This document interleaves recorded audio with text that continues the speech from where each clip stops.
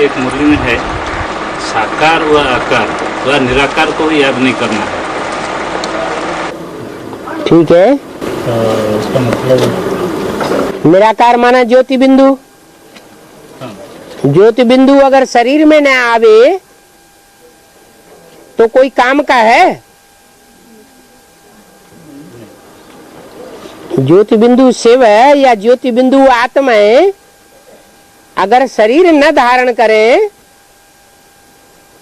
तो कोई पुरुषार्थ कर सकेंगी क्या?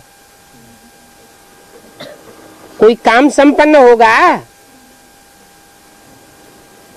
आत्मा अगर शरीर न धारण करे तो जैसे जड़वत। और दूसरे धर्म के धर्म पिताएं निराकार बिंदु को याद करते हैं या साकार देवता में याद करते हैं? हैं? साकार देवता। दूसरे धर्म के धर्म पिताएं साकार देवता में याद करते हैं, सब निराकार को याद करते हैं, इसलिए उनकी बुद्धि जड़वत हो जाती है और यहां भी भगवान को नहीं पहचान सकते, उनके फॉलोअर्स भी भगवान को नहीं पहचान सकते।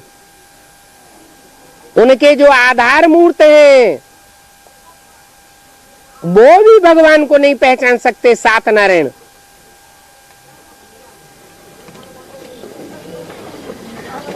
इसलिए बोला न निराकार को याद करना है और न साकार को याद करना है। जैसे बेसिक नॉलेज वालों ने किसको याद किया?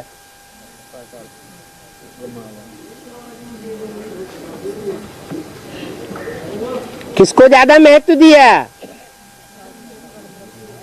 निराकार अर्थात निराकार की वाणी को महत्व दिया या साकार तन को महत्व दिया? साकार तन को महत्व दिया, उसी को याद किया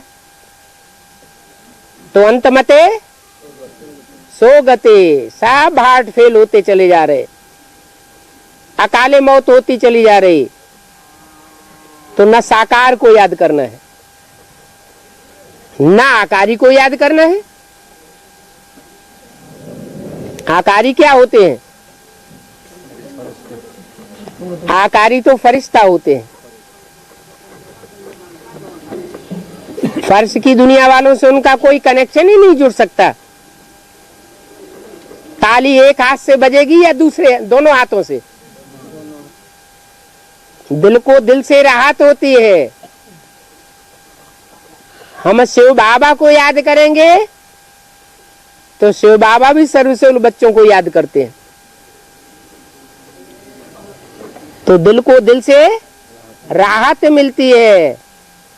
जो फरिश्ताएं हैं उनका फर्श की दुनिया वालों से कोई रिश्ता ही नहीं,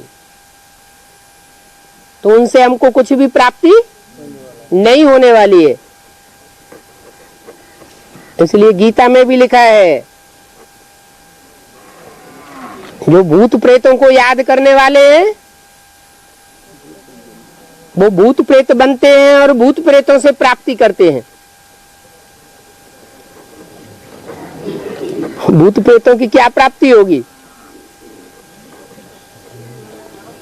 भूत प्रेत ही बनाएंगे, ठोकरें खाते फिरो। जो देवताओं को याद करते हैं वो देव योनि में जाते हैं। ब्रह्मा की वाणी जो गुलजार दादी में चलती है वो देव वाणी है या ईश्वरीय वाणी है? देव वाणी है। धारणा के पॉइंट्स ज्यादा बोलती है, सिखाती है। देवता क्या सिखावेगा?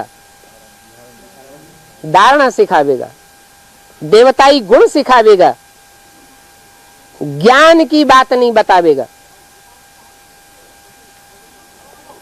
जैसे कवि होते हैं या पुराने पुराने फिल्मी गीत हुए जो मुरली में बाबा ने उठाए हैं, बनाने वाले उसका अर्थ नहीं जानते। और सही अर्थ कौन बताता है आकर? बाप आकर बताते हैं। ऐसे ही ब्रह्मा के द्वारा जो अव्यक्त वाणी है गुलजार दादी के द्वारा बोली जाती है, न ब्रह्मा उसका सही अर्थ समझता और न बेसिक की ब्राह्मणियां उसका सही अर्थ समझती। साक्षात्कार में जाने वाली संदेशियां संदेश लाती हैं। संदेश का अर्थ उनकी बुद्धि में नहीं बैठता।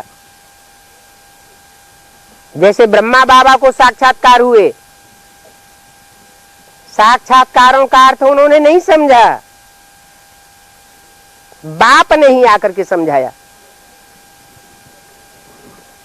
ऐसे ही ब्रह्मा की सोल सिर्फ दैवी गुण सिखाती है, बाप की पहचान नहीं दे सकती। अगर बाप की पहचान दे तो गीता का भगवान कौन है वो भी पहचान ले।